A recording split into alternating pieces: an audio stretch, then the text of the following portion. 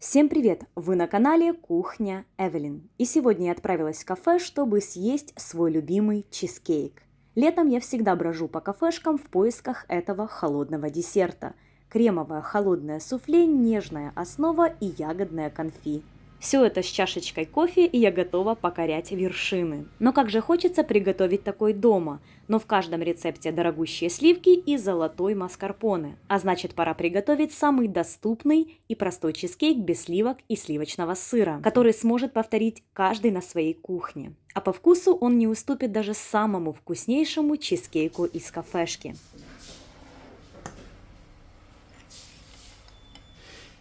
Все секреты идеального бюджетного чизкейка я расскажу в процессе приготовления. Я начинаю, а вы сохраняйте десерт, который будете готовить все лето.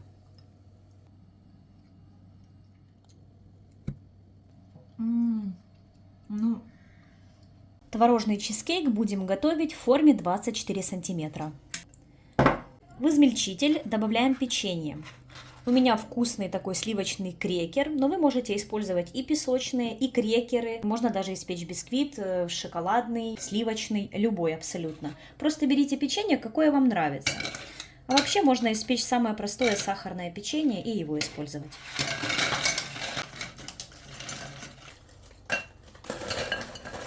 Печенье у меня 250-300 граммов.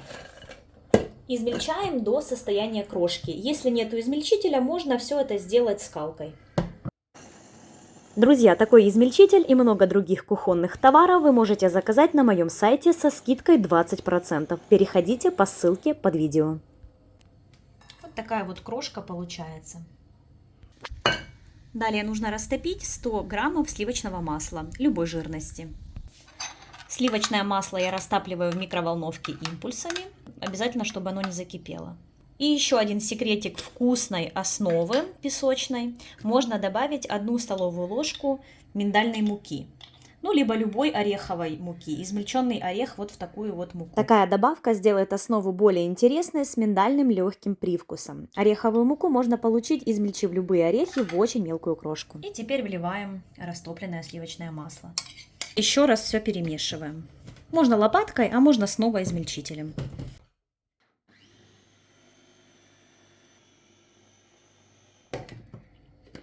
Вот такая вот влажная песочная крошка получается. Если она сильно рассыпчатая, всегда можно добавить еще растопленного сливочного масла, либо немного молока. Можно столовую ложку. И добавляю 1 столовую ложку молока. И снова еще раз перемешиваем. Получается вот такая вот влажная песочная крошка. Высыпаем ее в форму.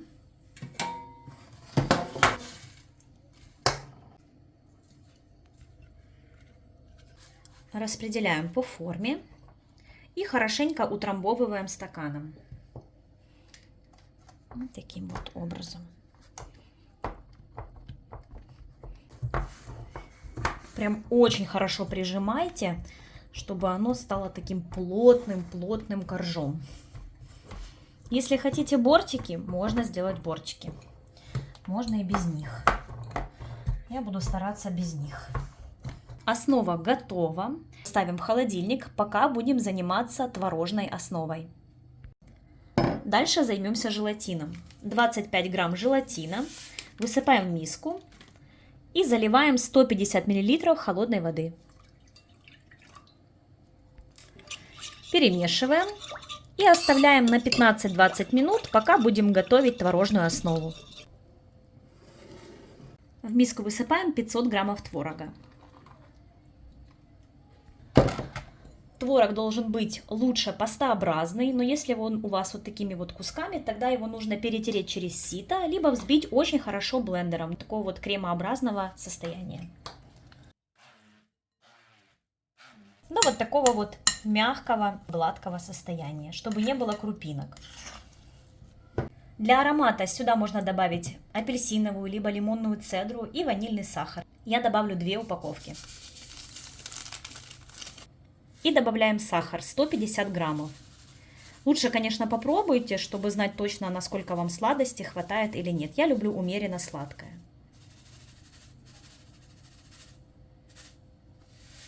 И выливаем 500 мл жирной сметаны, 20%.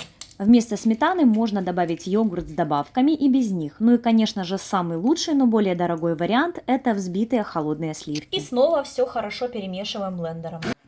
Вместо сахара вы можете добавить полбанки сгущенки, тогда вкус будет еще более насыщенным. Постарайтесь перебить все крупинки, чтобы не было вот таких вот комочков, насколько это возможно. Вот такая вот должна получиться основа. Просто посмотрите, вот прям, идеальная текстура. Только когда вы взобьете, очень тщательно, тогда у вас будет действительно нежнейший сливочный чизкейк. Пока мы занимались творожной основой, желатин уже хорошо набух. Вот таким вот он стал. Понять, что желатин уже набух, там нет свободной воды, то есть желатин весь ее вобрал. Либо же он может взяться стабильной массой, тверденькой. И все, далее нам нужно его растопить. Растапливаем либо на водяной бане, но не доводим до кипения. Либо же в микроволновке импульсами по 5 секунд, примерно 20 секунд. Желатин я растопила по 5 секунд, 25 секунд. Все в микроволновке. Если смесь у вас горячая, тогда остужаем и только потом будем вливать в творожную смесь. У меня смесь такая слегка теплая. Для того, чтобы добавить желатин, нам нужно массу очень хорошо интенсивно перемешивать. Лучше всего это делать миксером, либо, как я, блендером. Но интенсивно вот так вот мешаем и взбиваем параллельно. Вливаем желатин тонкой струйкой, не горячей. Самое важное, пробовать на сладость нужно тогда, когда вы уже добавили желатин. Если вам чего-то не хватает, сладости либо насыщенности, обязательно добавляйте и снова перемешивайте блендером. Количество желатина здесь рассчитано на устойчивую стабилизацию. Этот чизкейк останется стабильным, даже если у вас будет 30-градусная жара, он не потечет. Так что если вам нравится более кремово-желейная текстура, тогда добавляйте чуть меньше желатина. После того, как добавили весь желатин, взбиваем еще 1 минуту. Все, прошла 1 минута, и все хорошенько взбили, распределили, чтобы желатин вмешался в смесь. Сейчас покажу консистенцию. Вот такая вот консистенция смеси. Достаточно жидкая. Но не переживайте, желатин все схватит. Достаем песочную основу, она такая холодная, уже стабилизировалась. Выливаем всю массу творожно-сливочную. Еще можно вот так вот аккуратненько провернуть, чтобы вышли все пузыри. Вот так вот. Вот так вот видно, пузырики выходят. Ставим в холодильник на 3-4 часа до полного застывания. Прошло 3 часа, и творожно-сливочная основа очень хорошо застыла. Дальше займемся фруктовой частью. Для верхнего слоя я буду использовать черешню. У меня вот такая вот крупная, уже я очистила от косточек. И если у вас вот сок, чтобы стек лишний, обязательно дайте, чтобы оно стекло. Дальше нам понадобится вот такое вот уже готовое желе. Его нужно развести на 400 мл горячей, уже кипяченой воды, но не кипящей. Выливаем воду кипяченую, чтобы она уже слегка отошла от кипения. Постепенно высыпаем всю смесь и перемешиваем активно, чтобы все хорошо растворилось. Если не хотите использовать пакетированное желе, можно приготовить быстрый ягодный конфи с желатином. На экране я добавлю его рецепт и как его готовить. Но мне хотелось, чтобы именно целые фрукты были залиты желейной смесью. Нужно, чтобы эта смесь остыла. Горячей ее выливать на этот слой нельзя. Можно поставить в холодную воду, чтобы оно быстрее остудилось. Пока остывает желатиновая заливка вишневая, можно выложить красиво фрукты, либо ягоды.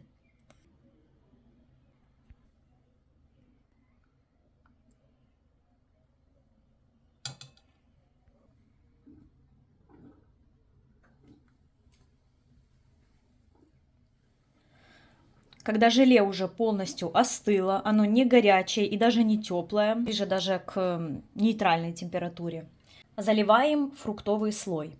Если боитесь, чтобы ягоды не всплыли, тогда заливаем наполовину ягодным желе, даем застыть и потом заливаем полностью, чтобы покрывало ягоды. Но у меня черешня плотно лежит друг к дружке, ничего не всплывет, да, у меня и формы не хватит, чтобы покрыть все ягоды полностью. Вот сколько у меня осталось лишнего желе. Я налила прям под самую-самую верхушечку. Все, убираем в холодильник, пока не застынет этот ягодный слой. На это уйдет либо, как написано на упаковке, 4 часа, но я думаю, за пару часов он уже будет полностью застывший. Чизкейк готов, так как он уже через 2 часа после того, как я залила желе, был готов, но я его оставила на ночь, чтобы кофеечек выпить именно с холодненьким вот таким вот чизкейком. Итак, дальше нам нужно достать его из разъемной формы. Есть два варианта. Можно ножом, лучше, конечно же, какой-то силиконовой либо пластиковой, чтобы вы сохранили целостность своей формы, иначе просто повредите, и она будет непригодна уже форма. Либо же можно феном прогреть борты и открыть, тогда желе отойдет от формы. Хорошо прогревайте все борты формы, и по вишневому желе видно, когда уже можно открывать форму. Открываем аккуратненько форму. Я еще раз прогрела феном, так надежнее. О, вот так вот. Вот так вот. Видите, немножечко прогрела, и оно немного потекло. Но зато у нас нету трещин. Давайте в холодильник сразу поставим, чтобы оно схватилось снова, и потом будем разрезать. 5-10 минут, и желе уже снова устойчивое, не течет. Можно слегка меньше прогревать феном, потому что я уже так прям конкретно, чтобы трещины не было. Очень красивый, аппетитный чизкейк готов. Это лучший десерт, который можно приготовить летом. Мы приготовили самый бюджетный, который существует из холодных чизкейков, но по вкусу он не уступает даже самому дорогому. Нежная песочная основа со сливочно-миндальным вкусом, воздушно-сливочное суфле и ягоды в желейной подушке. Это настоящий восторг вкуса. Здесь именно тот момент, когда нарядность соответствует вкусу. Давайте вместе попробуем его на вкус.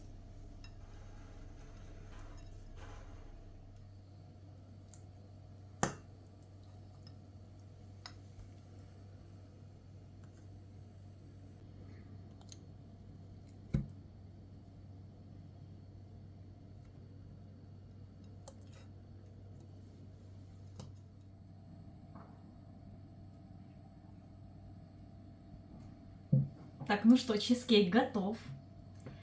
Какой красивый, ну просто можно как торт подавать на праздник. Особенно летом, он такой прохладный. Давайте уже попробуем его.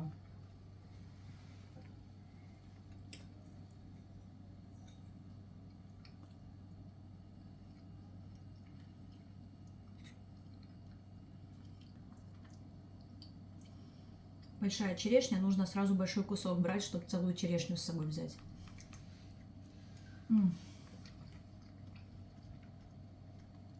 Ну, словами это не передать. Это восторг.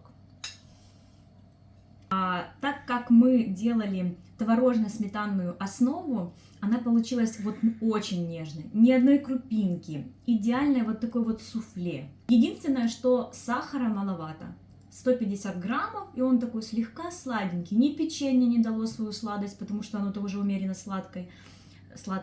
Ни желе не дало свою сладость, потому что черешня сама по себе кисловатая, и такое сладенькое желе, можно было даже в желе немножечко сахара, чтобы оно было слаще.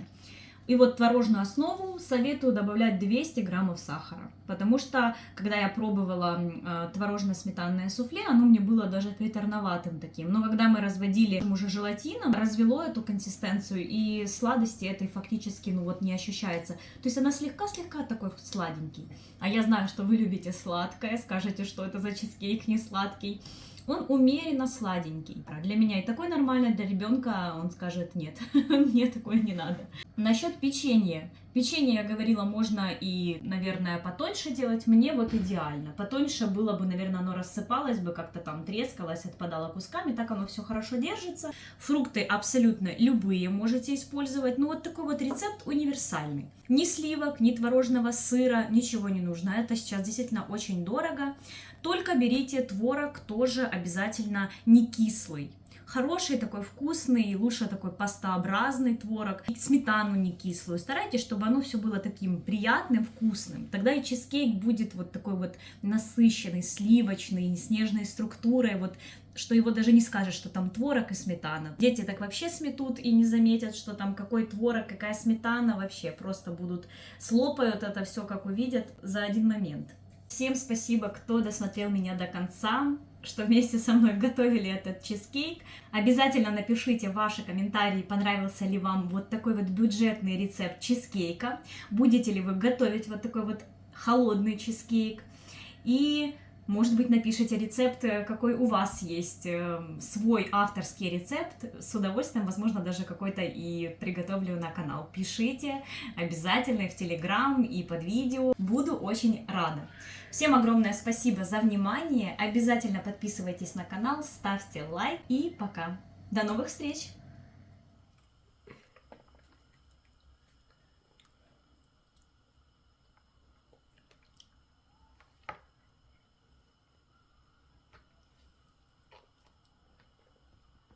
Этот чизкейк очень вкусный. У него тут как раз черешня дает такой кисловатый привкус. Как эта штука называется? Это очень вкусно. Даже не знаю, как вам сказать это. Это так тяжело описать. Это настолько прям вкусно. Оно такое кисло-сладкое. Ну, более оно сладкое, но очень вкусное. Готовьте, ставьте лайк и подписывайтесь на канал. Всем пока!